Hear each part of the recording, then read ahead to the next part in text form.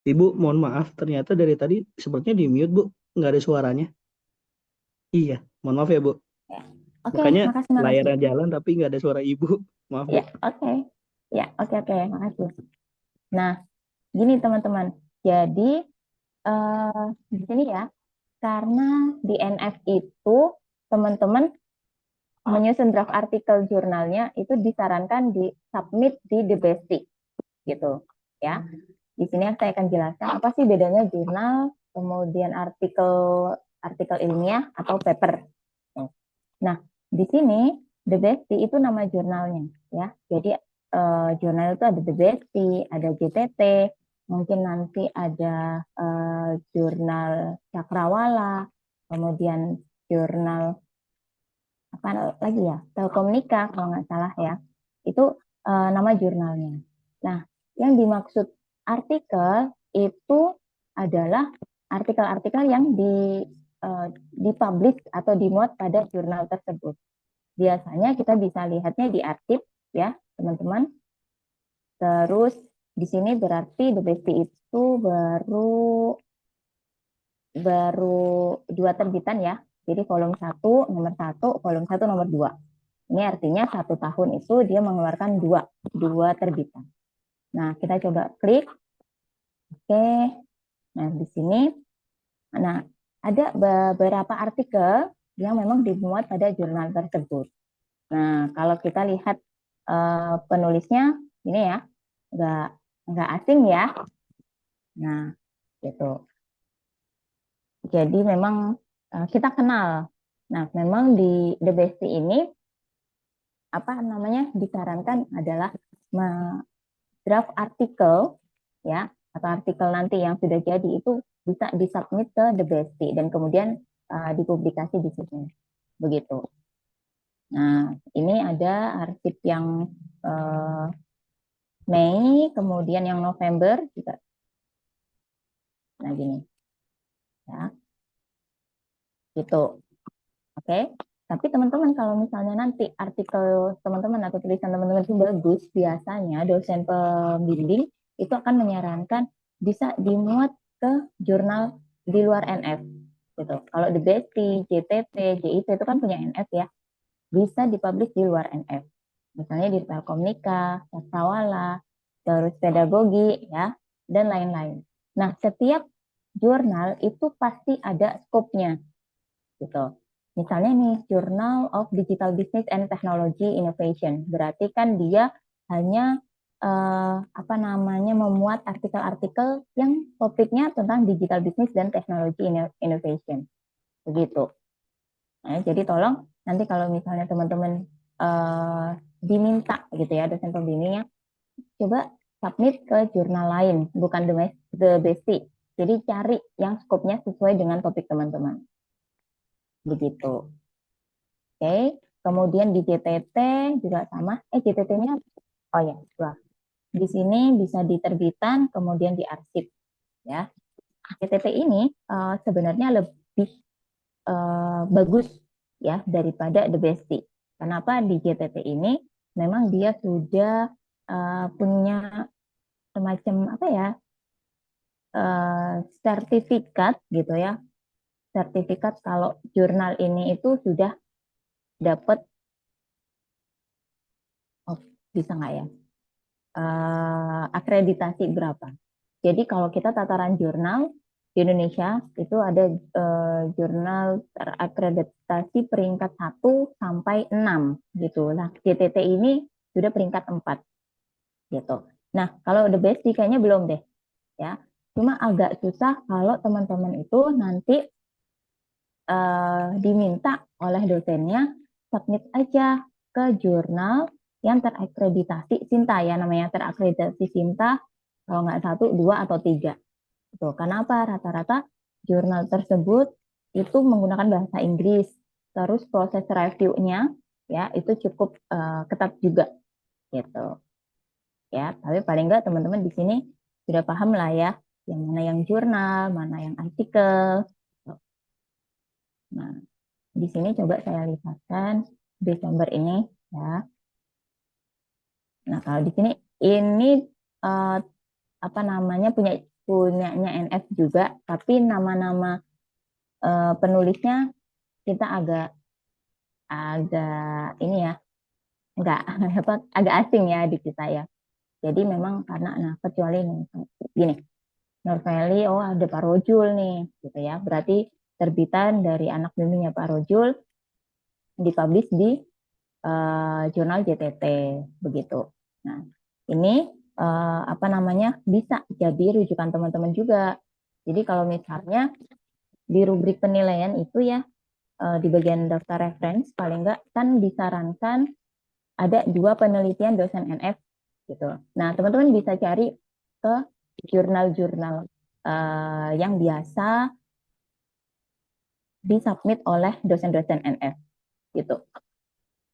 Ini kayak gini, misalnya Pak Rojul gitu ya.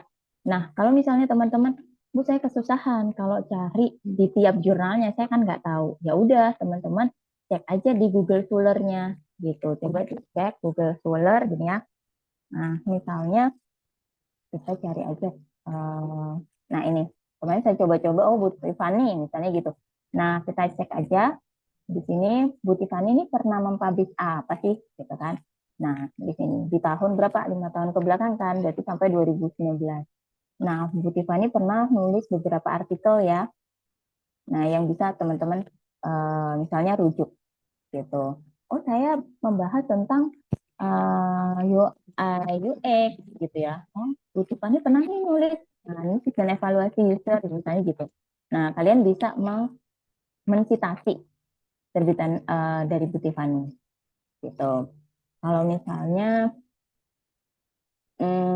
oh saya tentang ini layanan administrasi mahasiswa, saya mau apa namanya mencitasi artikel ini, ya boleh, gitu ya. Kemudian, oh saya nggak mau butuhkan nih, misalnya ya cari lagi uh, Pak Lukman gitu. Nah, coba aja cari di situ. Oh,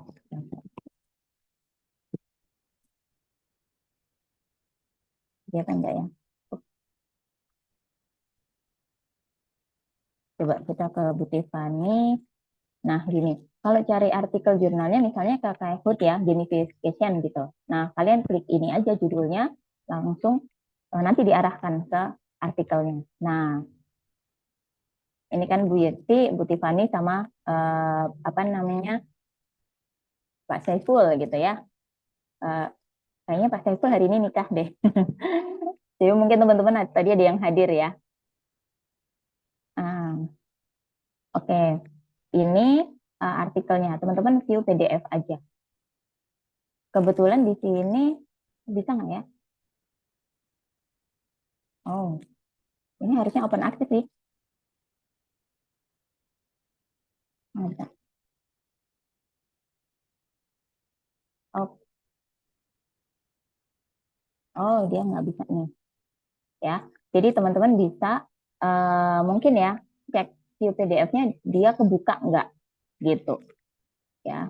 Kalau misalnya kebuka dan itu sesuai dengan oh di sini ternyata. Nah ini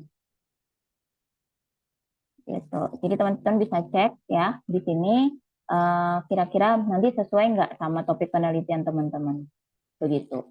Ya kadang memang kadang ada beberapa penelitian itu yang di publishnya tapi yang nggak open access teman-teman. Nah kebetulan ini sudah dari jurnalnya, database jurnalnya Science Direct gitu kan yang bagus gitu loh. Oh dari jurnal Procedia, ya Procedia Computer Science, database-nya Science Direct, ternyata dia bisa open access gitu. Ini nanti teman-teman bisa jadi rujukannya dan itu berbahasa Inggris. Nah, oke, sampai sini cukup jelas teman-teman? Jelas nggak? Cukup ya. Ada pertanyaan? Silakan. Bu, izin tanya dong, Bu. Hmm? Nanti kalau nanti kalau misalnya kita udah bikin jurnal atau misalkan karya tulisnya itu berarti harus banget upload di luar dari The Bestie, Bu. Atau memang nanti boleh di The Bestie, Bu. Untuk Uh-uh. syarat nanti maju ke sidang gitu, Bu. Oke. Nah, kalau draft ya, draft itu kan masih masih apa ya, semacam masih kasar gitu kan. Bisa di the bestie, tapi memang disarankan di the bestie gitu ya. Tapi kalau misalnya teman-teman mau di luar the bestie boleh ya. Cuma disarankannya di the bestie biar cepat maksudnya. Paling nggak kan syarat untuk sidang akhir itu membuat draft artikel jurnal ya. Itu udah disubmit maksudnya. Eh, udah disubmit belum ya?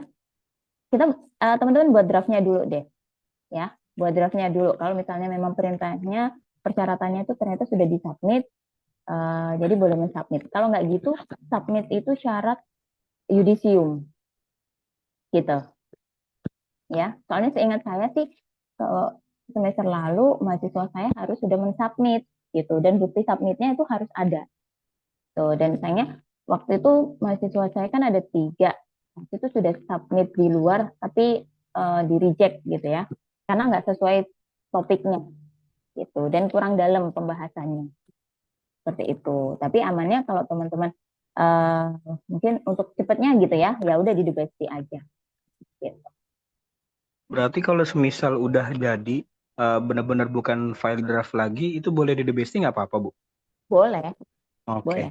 Uh-uh. Berarti aman ya, Bu? Nggak harus di luar gitu. Maksudnya takutnya nanti keputusan dari pihak kampus memang mewajibkannya di luar gitu, Bu. Nggak di the Enggak, bestie gitu, Bu. Sarul pikirnya gitu.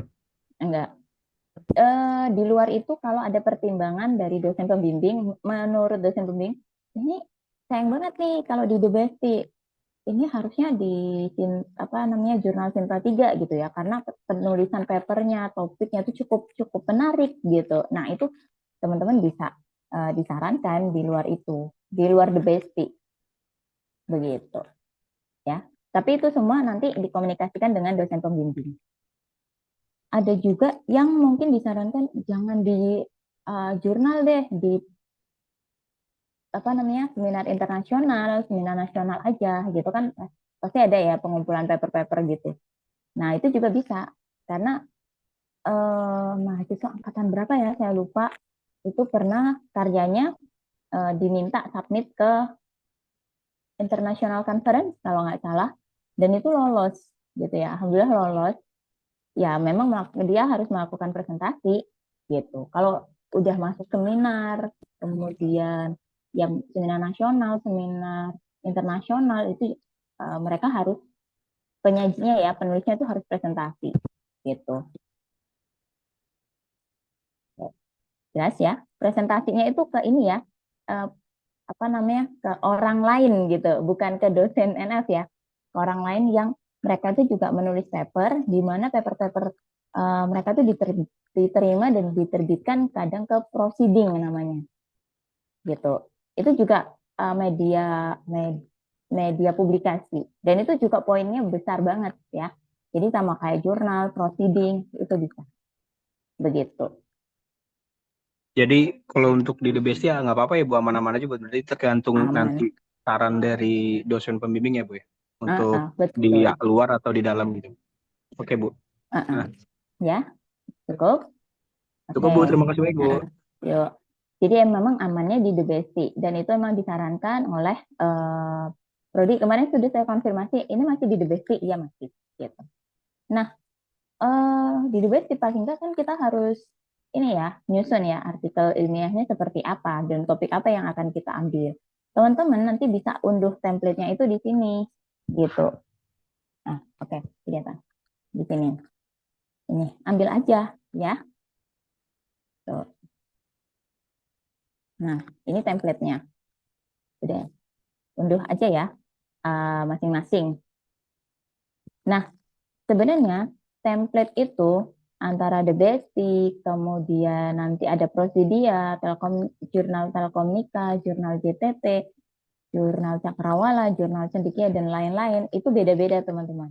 Jadi tergantung pada editornya, gitu. Bagaimana mereka apa namanya membuat template-nya seperti itu. Ya, kalau misalnya kalian, oh saya mau di The Basic, ya udah pakai template mereka. Oh saya mau ke JTT ada nggak ya template-nya? Nah, ini ada template-nya ya. Jadi silakan diunduh pada masing-masing jurnal itu. Begitu. Oke, sampai sini ada pertanyaan? Cukup jelas? Cukup Bu, insya Allah Bu. Cukup ya. Kalau gitu saya stop share karena saya lebih mudah menjelaskan di file yang sudah saya siapkan. Nah, oke, ini ya template-nya tadi ya, terlihat. Nah, oke. Di sini teman-teman nggak usah mengotak-atik apa namanya yang lain-lain ya. Ini sudah bawaannya. Yang teman-teman sesuaikan adalah ya yang bisa diedit ya. Jadi nanti judul penelitiannya menggunakan teks Roman gitu kan. Ukuran 14 sebut maksimal 15 kata bahasa Indonesia. Nah, di sini teman-teman ketika kalian itu membuat satu judul, jangan disamakan antara judul TA dengan judul artikel. Ya, jadi tolong itu dibedakan. Karena apa? Ketika uh, artikel itu akan publish, kemudian TA itu juga dipublish, ketika ada orang ya men-search gitu kan dengan apa namanya judul TA teman-teman, kok yang keluar dua, ada yang bentuk artikel, ada yang bentuk TA. Nah itu dianggapnya satu karya dan bisa jadi salah satunya itu dianggap plagiat begitu. Nah kalau kita kan ada akreditasi ya teman-teman. Kalau asesor itu akan menilainya ini satu publikasi karena judulnya sama, meskipun nanti di kontennya itu beda ya. Tapi karena judulnya sama, ya bisa dianggap satu. Tapi yang paling riskan adalah dianggap plagiasi. Meskipun itu penulisnya ya kita, sama ya. Jadi tolong hati-hati kalau menyusun judul penelitian. Jadi judul penelitian gimana Bu? Gitu kan? Nah, judul penelitian di artikel itu lebih lebih sederhana daripada yang di apa namanya TA. Karena apa? Pembahasan di artikel itu nggak serumit ya, nggak sekompleks di TA. Kenapa? Artikelnya sendiri itu paling enggak 8 atau 10 atau 12 lembar gitu kalau di artikel ya. Jadi terbatas. Bukan berarti teman-teman nanti kan tinggal kopas. Istilahnya apa? Kalian menyusun TA berpuluh-puluh halaman, gimana cara ngopasnya sampai ya paling maksimal 10 lah, 10 lembar untuk artikel. Nah, jadi kalau saya menyarankan adalah kalian ambil pembahasan di artikel itu satu atau dua topik. Ya, satu topik lah cukup, satu pembahasan gitu ya. Misalnya itu saya bikin aplikasi, ya udah di artikel itu kalian membahas menu atau fitur yang penting aja. Jadi jangan semua fitur dimasukkan ya. Jadi sedikit fitur aja. Mungkin satu atau dua fitur yang memang itu punya nilai uh, apa namanya paling tinggi menurut kalian ya. Nilai pentingnya di aplikasi itu. Begitu. Jadi state of the art-nya novelty atau keterbaruannya itu dapat ya. Tuh. Sampai sini ada pertanyaan untuk judul penelitian? Cukup jelas? Ya, udah ada gambaran ya. Nanti kalian mau bikin judul apa? Nah, kemudian setelah judul ini adalah nama penulis. Teman-teman di sini ada penulis 1, penulis 2, penulis 3 ya. Nanti penulisannya pakai Times New Roman 12 bold ya dan spasi 1. Hati-hati gimana ya, bukan hati-hati juga sih. Mencantumkan nama penulis ini kadang nanti teman-teman itu akan dealing dengan dosen pembimbing. Ada dosen pembimbing itu yang mungkin ya bilang di artikel nanti boleh nggak nama saya yang pertama gitu, nama kamu yang kedua gitu ya. Nah penyusunan ini sebenarnya kalau saya bilangnya itu tergantung pada penulis teman-teman sendiri. Kalau misalnya ide TA itu dari dosen, menurut saya sih ya boleh lah ya, karena kan ide-idenya dari dosen ya. Jadi beliau bisa ditaruh di penulis pertama. Tapi kalau misalnya beliau nggak terlalu banyak apa namanya berkontribusi pada TA teman-teman, ya saya kembalikan lagi teman-teman ikhlas nggak nama dosen ditaruh di urutan pertama gitu ya. Jadi ini tergantung kalian. Belum lagi nanti ada saran mungkin ya.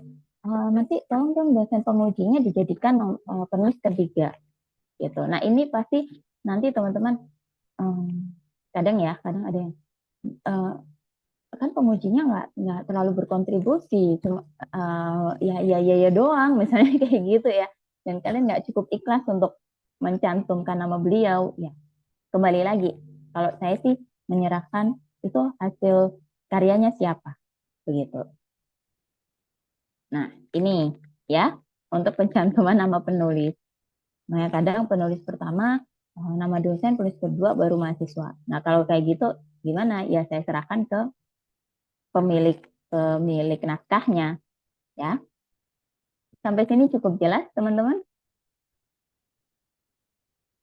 Bisa ya. Oke, kemudian nanti di sini ada eh, nama prodinya, jurusannya, kemudian universitasnya ya, kemudian alamat, terus apa ini namanya email. Menurut saya sih email kayaknya pakai yang email itu apa namanya formal ya. Jadi kalau misalnya teman-teman punya email itu kadang kan namanya yang nggak bisa terbaca gitu ya. Nah kalau bisa sih email yang dicantumkan di apa namanya artikel itu email yang formal, email yang oh ada Nurul Fikri-nya. Nah seperti itu. Itu menunjukkan bahwa memang kalian apa ya punya email formal gitu ya. Nah oke, kemudian email itu abstrak ya. Abstrak itu bahasa Inggris, bisa bahasa Inggris dan bahasa Indonesia. Abstrak bahasa Inggrisnya ditulis italik ya, kemudian abstrak bahasa Indonesia-nya nggak di italik. Tulisannya ngikutin ini aja. Nah, mungkin di sini yang penting abstraknya ya ditulis dalam satu paragraf spasi tunggal berisi 150 sampai 200 kata. Ya, jadi abstrak itu nggak boleh kalian langsung kopas. Jadi saya pembahasan artikel ini nggak ada konsep kopas ya. Jadi bukan kopas dari TA langsung masukkan ke artikel kopas ini enggak ya, tapi penyesuaian gitu. Mulai dari judul kalian sesuaikan mau bikin apa namanya membahas tentang apa, kemudian nanti abstraknya di sini 150 sampai 200 kata ya. Kalau di TA kan 250 sampai 300 kata. Berarti kan harus menyesuaikan lagi ya. Kemudian abstrak ditulis bahasa Indonesia bahasa Inggris. Nah, isi abstraknya harus memuat tujuan penelitiannya itu apa, metodenya, ya, bisa subjek, populasi sampel, teknik sampling, metode pengumpulan data, analisis data, jenis penelitian, gitu. Inti dari bab 3, ya, misalnya jenis penelitian, tulis aja apa. Metode analisis datanya pakai apa, kuanti atau kuali. Pengumpulan datanya pakai apa, wawancara, kuesioner, atau seperti apa. Berapa banyak respondennya, berapa banyak informannya, gitu. Itu dituliskan di sini. Kemudian hasil penelitian atau temuan penting serta kesimpulan singkat, ya. Kemudian kalau perlu pada bagian akhir bisa diberikan rekomendasi berdasarkan temuan penelitian.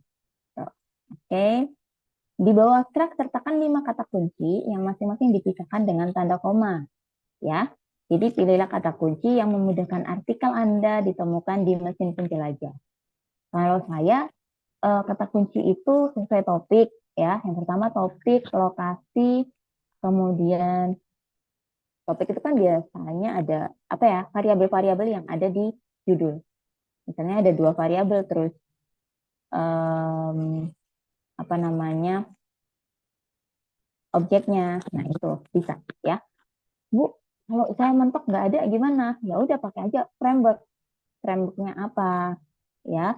Kemudian uh, apa ya yang unik lah di situ. Misalnya website sistem informasi. Nah, boleh dicantumkan ke keywordnya.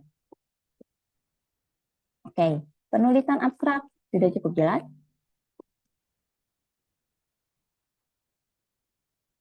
Jelas ya? Oke, Kemudian ke pendahuluan, ya. Jadi di sini kalau penulisan jurnal bukan bab 1 pendahuluan, enggak ya, tapi di sini penomoran langsung 1 pendahuluan. Ini. Nah, yang penting sih saya kuning ya. Jadi di bagian pendahuluan, penulis harus menuliskan secara berurutan. Latar belakang penelitiannya mulai dari hal umum ke khusus. Kemudian objek yang dipilih apa dan kenapa, ada masalah apa. Kemudian ada rumusan masalah, ya. Rumusan masalah kalau di TA misalnya, saya bikin rumusan masalahnya dua, atau 3 rumusan masalah. Gimana ya, Bu? Kalau di artikel cukup 1 aja sih menurut saya, ya. Karena memang halaman artikel terbatas. Oke. 1 aja tapi dibahas secara mendalam gitu, jelas. Rumusan masalah, tujuan penelitian, serta batasan masalah yang dituliskan secara jelas dan spesifik. Gitu. Kemudian jangan lupa di latar belakang ya atau di pendahuluan juga harus data pendukung serta kondisi realita. Tuliskan secara detail dengan sumber rujukan yang kredibel. Ya, yang kredibel gimana? Dari website organisasi, dari artikel penelitian, dari proceeding, dari buku, ya, dan lain-lain. Ya, kemudian nanti dengan adanya rujukan itu nanti akan memunculkan gap analysis ya yang terjadi antara kondisi di lapangan dengan tujuan yang diharapkan. State of the art yang diperoleh dari penelitian terdahulu juga harus dicantumkan. Gitu. Jadi penelitian terdahulu cantumkan aja 1 atau 2 gitu di pendahuluan ya. Untuk menunjukkan kontribusi serta perbedaan penelitian yang dilakukan saat ini dengan penelitian-penelitian sebelumnya. Seperti itu. Kemudian yang penting lagi penggunaan citasi ya. Citasinya dia menggunakan stylenya IEEE. Penulisan citasi kalau bisa pakai reference manager tool, bisa Mendeley atau Zotero. Dan citasi ini sebaiknya dituliskan dalam parafrase. Karena apa? Artikel itu sudah pasti akan dicek plagiasinya. The Bestie hanya menerima artikel yang plagiasinya kurang dari 25%. Gitu teman-teman, ya. Jadi teman-teman mensubmit itu enggak hanya pokoknya saya bikin terus submit, enggak, tetap diuji plagiarismenya gitu. Makanya kenapa saya enggak menerapkan konsep kopas di sini. Ya. Oke, kemudian setiap istilah asing seperti bahasa Inggris atau istilah khusus juga harus ditulis miring. Oke, untuk pendahuluan ada pertanyaan?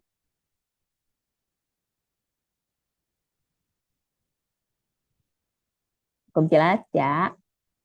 Oke, kemudian yang kedua, kalau di TA kita itu kan berdua tinjauan literatur ya, tapi kalau di The Bestie atau artikel yang lain mungkin enggak. Ada yang pakai tinjauan literatur, ada yang enggak. Kalau di The Bestie enggak ada. Jadi langsung metode penelitian. Gitu. Nah, pada bagian ini berisi penjelasan tentang jenis penelitian atau desain penelitian seperti apa. Ya, misalnya 2.1 metode pengumpulan datanya, jenis penelitiannya, eksploratif, korelasi, kemudian R&D atau yang lainnya ya, instrumen penelitiannya pakai apa gitu. Terus metode pengujiannya ya, yang seperti apa, teorinya. Nah, itu enggak pakai teori karena dia metode berarti bab 3 ya. Bab 3 TA kita coba rangkum, ambil intisarinya, taruh di sini. Singkat aja. Oke. Kemudian di metode pengumpulan data bla bla bla itu juga bisa menjelaskan tentang subjek ya. Jumlah subjek, jumlah informan, jumlah responden, kemudian data demografis yang ditemukan dari informan kita, dari responden kita bisa dituliskan. Jadi metode penelitian jelaskan langsung ya. Jadi misalnya jenis penelitian ini adalah R&D. Kemudian dengan analisis datanya menggunakan analisis kuantitatif yang dihasilkan dari 100 responden yang kita ambil dengan data demografisnya sebagai berikut. responden itu laki-laki berapa, perempuan berapa, usianya rentan berapa, statusnya sebagai apa. Nah, gitu. Oke. Kalau misalnya Bu, saya kan pakai kualitatif, berarti kalian jelaskan aja metode metode analisis data penelitian ini menggunakan kualitatif dengan mengambil 5 informan. 5 informan itu siapa aja? Bisa disebutkan, ya, di situ. Kemudian 2.2 itu tahapan penelitian. Tahapannya seperti apa? Ya, jadi kalau di TA itu bab 3.1 ya, tahapan penelitian. Kalau kalian nanti sesuaikan aja. Kalau misalnya saya ambil topik di artikel itu satu topik aja ya, pembuatan satu fitur menu, berarti nanti tahapan penelitiannya sesuaikan. Begitu ya. Jadi kalau mau kopas, pastikan tahapannya sesuai ya. Oke, itu untuk metode penelitian. Ada pertanyaan? Silakan.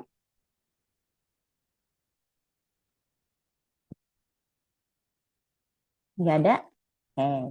Kalau nggak ada, kita lanjut ke hasil dan pembahasan.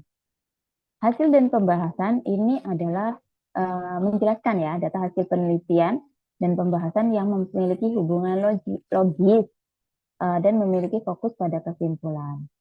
Bagian ini juga harus diperkuat dengan sajian tabel, gambar, atau skema yang harus disajikan secara jelas, terbaca, dan benar, memiliki resolusi yang baik dan disertai dengan narasi penjelasan. Gitu. Jadi hasil dan pembahasan ya udah langsung aja membahas hasil penelitiannya itu seperti apa. Ya, misalnya itu ada use case-nya, ada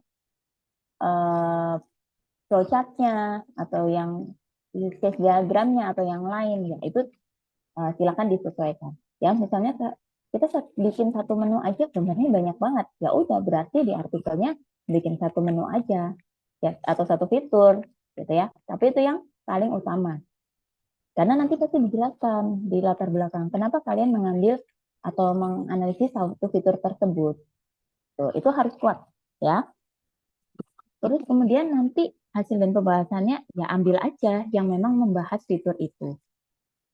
Sekali lagi jangan dikopas ya, tetap diparafrase lagi. Oke. Kemudian yang penting di hasil dan pembahasan, tabel dan gambar itu diletakkan di dalam kelompok teks sesudah tabel atau gambar tersebut dirujuk ya. Jadi misalnya kalian membahas berikut adalah use case diagram dari apa gitu. Nah, misalnya gambar 1. Penulisan gambar kalau di artikel nggak ada gambar apa namanya, bukan 2.1, 3.1 ya, tapi dia itu gambar yang keberapa di artikel tersebut ada gambar 1, 2, 3 ya. Tuh bedanya. Gambar-gambar tersebut harus jelas terbaca ya, karena ini ukuran apa namanya template-nya sangat kecil sekali, jadi pastikan resolusinya juga baik begitu. Nah, penulisan tabelnya juga harus seperti ini ya.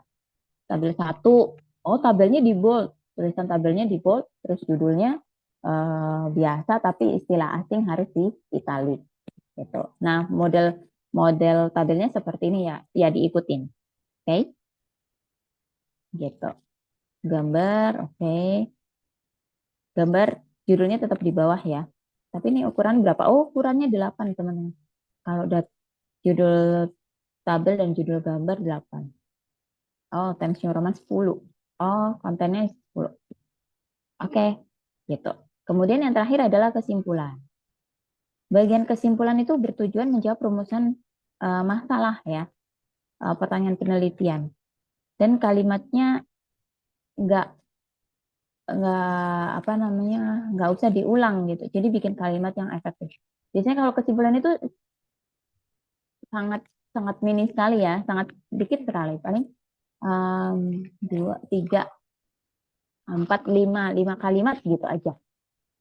Tapi itu tergantung ya, disesuaikan dengan kebutuhan begitu. Kemudian nanti ada ucapan terima kasih, boleh ada, boleh enggak, gitu. Kemudian daftar pustaka.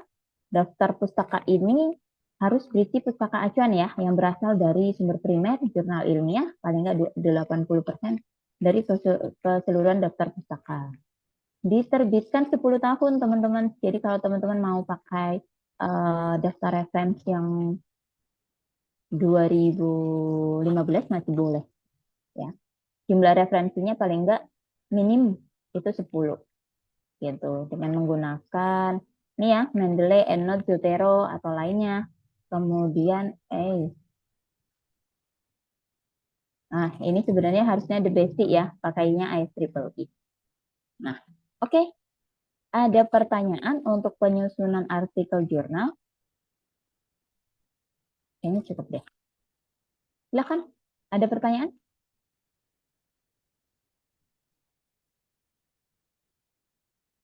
Nggak ada? Cukup? Cukup jelas?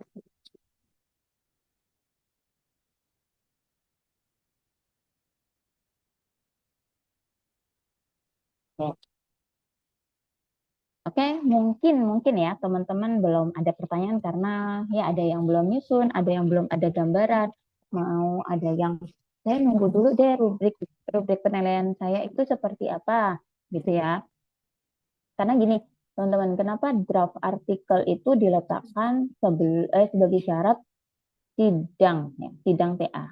Karena kan TA itu akan direvisi sampai nanti setelah sidang ya. Baru fix itu kalau teman-teman sudah merevisi, sudah mencetak itu kan baru fix ya. Tapi penyusunan penyusunannya paling nggak draft dulu, nanti bisa diedit ya sebagai syarat pendaftaran yudisium kalau nggak salah itu. Pendaftaran yudisium itu baru ada bukti submit. Tuh, kalau sudah disubmit kan berarti harus udah betul ya, dari plagiasinya, kontennya, judulnya itu sudah sesuai. Meskipun belum diumumkan apakah artikel jurnal teman-teman itu diterima atau enggak ya. Biasanya kita bilangnya accepted, accepted atau rejected, diterima atau ditolak. Tapi yang penting teman-teman sudah submit begitu. Ya. Bu, kalau misalnya saya sudah lulus tapi itu belum diproses, ya itu nanti urusannya sama dosen pembimbing gitu. Makanya kenapa penulisan teman-teman kontrak untuk penyusunan TA itu mulai dari pilih judul ya, nulis judul ditentukan dosen pembimbingnya sampai nanti setelah yudisium gitu. Kalau misalnya dosen pembimbing bilang nanti kalau ada informasi apa namanya tentang artikel jurnalnya saya hubungin kamu ya. Nah, itu sudah silakan diatur sendiri. Tapi kalau dari kampus sampai kalian itu mensubmit uh, artikelnya begitu. Nah, oke ya. Mungkin teman-teman sekarang masih ya bingung ya, saya tahu sih ya. Karena memang mungkin ya dilihat gampang ya. Tapi penyusunannya nanti uh, ya nggak segampang itu gitu. Karena kalau saya memang ada pengalaman gitu kan, karena waktu itu harus harus publish gitu. eh Janjinya nge-publish dengan rentan waktu tertentu, sampai saya itu kayaknya 3 kali deh, 3 kali coba submit proposal, sorry, submit artikel, dan itu kayak ditolak-tolak terus kan, yang ditolak karena plagiasinya yang terlalu tinggi, dan waktu itu jurnal saya plagiasinya itu minim 20%. Kalau 20% itu aja udah agak mau ditolak, amannya itu 19 gitu ya. Belum lagi kalau templatenya nggak sesuai, udah langsung ditolak. Jadi reviewer artikel itu sangat streng ya. Kalau misalnya nggak cocok, ya udah langsung langsung di reject begitu. Jadi teman-teman kalau misalnya nanti diminta dosen pembimbingnya, ya udah masukin di luar aja gitu. Ya harus siap penolakan-penolakan itu, ya. Tapi pasti nanti publikasinya itu lebih jauh lebih bagus. Karena apa, biasanya artikel-artikel yang proses reviewnya cukup cukup susah gitu, akreditasi jurnalnya sudah pasti bagus kan ya. Kemudian jadi rujukannya, orang merujuknya juga lebih banyak begitu. Oke, ada pertanyaan ya sebentar. Bu, itu berarti jurnalnya penulisnya kita sendiri kan, sesuai TF kita? Iya, iya kita ngambil di TA-nya gitu. Tapi sebagian kecil ya, jadi jangan semua topik di TA itu langsung dikopas, nggak boleh. Gitu. Jadi kita ambil ambil mungkin satu fitur, satu menu yang menurut kita cukup penting, ya. Misalnya gini, kalau teman-teman meneliti tentang apa ya, misalnya sosial media gitu ya, sosial media menggunakan analisis SWOT. Tuh, sebenarnya di TA itu analisis SWOT dan marketing mix, katakan gitu. Nah, di TA di artikel karena kan jumlah halamannya terbatas, kalian hanya mengangkat SWOT-nya aja. Boleh ya, atau digital marketingnya aja. Itu boleh ya. Yang terpenting konten-kontennya disesuaikan. Jadi nggak langsung kopas ya, dari TA dikopas ke artikel. Itu yang nggak boleh begitu. Nah, itu pasti nanti mikir lagi. Pasti kalian, Bu, ini uh, gambarnya terlalu banyak gitu kan? Ya, terlalu banyak. Ya, makanya jangan jangan ambil yang menu-menu yang gambarnya banyak gitu. Kalian ambil satu fitur ya, atau dua fitur lah. Tapi nanti pemilihan fiturnya kalian sesuaikan, diskusikan dengan dosen pembimbingnya. Begitu. Cukup jelas ya, siapa? Lazuardi. Kemudian ada pertanyaan, Bu, ada minimal daftar referensi kan? Ya Bu, iya ada. Minimalnya 10 gitu.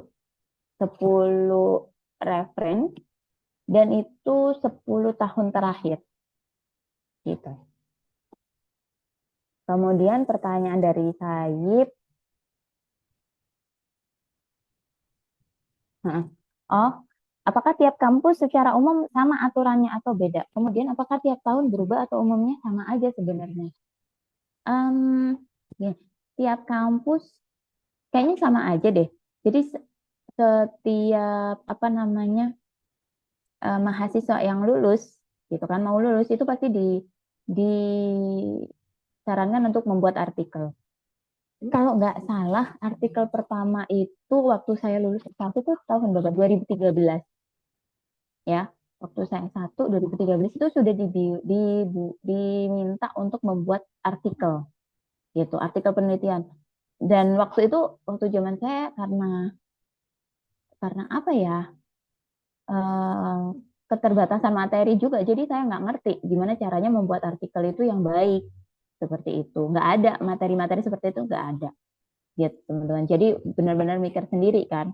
Apalagi waktu itu masih baru-barunya. Gitu. Iya deh, 2013 gitu. Terus kalau aturan di S2 gitu kan, itu paling nggak selama studi itu menghasilkan satu paper yang itu dipublikasi di jurnal, ya, jurnal internasional atau apa, apalagi yang Scopus, terindeks Scopus. Nah, itu beban lagi ya kalau untuk mahasiswa S2 gitu ya. Tapi intinya adalah setiap lulusan pasti membuat membuat artikel gitu. Karena paling apa, artikel itu kan penelitian ya, tiap lulusan pasti buat penelitian. Nah, hasil penelitiannya itu disajikan nggak hanya dalam bentuk PA, tesis, disertasi, tetapi dimuat dalam bentuk artikel. Artikel itu lebih mudah mudah publikasinya ya, terus lebih cepat juga. Kadang gini, kita TA aja di repositori itu lama banget ya, kita bisa mengaksesnya. Tapi kalau di artikel misalnya kita cari tulisannya Pak Rojul gitu ya, membahas apa, rancang bangun gitu. Nah, itu pasti muncul artikelnya. Artikel papernya lebih muncul di Google Scholar ya kalau terindeks gitu. Daripada nanti kita nunggu repositori TA-nya gitu. Nah, untuk aturannya tiap tahun berubah atau umum aja? Enggak sih, kayaknya sama aja ya aturannya begitu. Oke, cukup jelas teman-teman? Oke, ada pertanyaan lagi? Oke, ya. Jadi pertanyaannya hari ini cukup yang umum-umum aja ya, belum ke kontennya. Nanti kalau misalnya teman-teman sudah menyusun baru deh tuh mulai bingung ya. Tapi nggak apa-apa kalau orang bingung kan artinya baik ya, berarti dia mikir. Yang penting jangan ditaruh aja. Bingung terus ditaruh nanti nggak kelar. Oke, saya stop share aja dulu.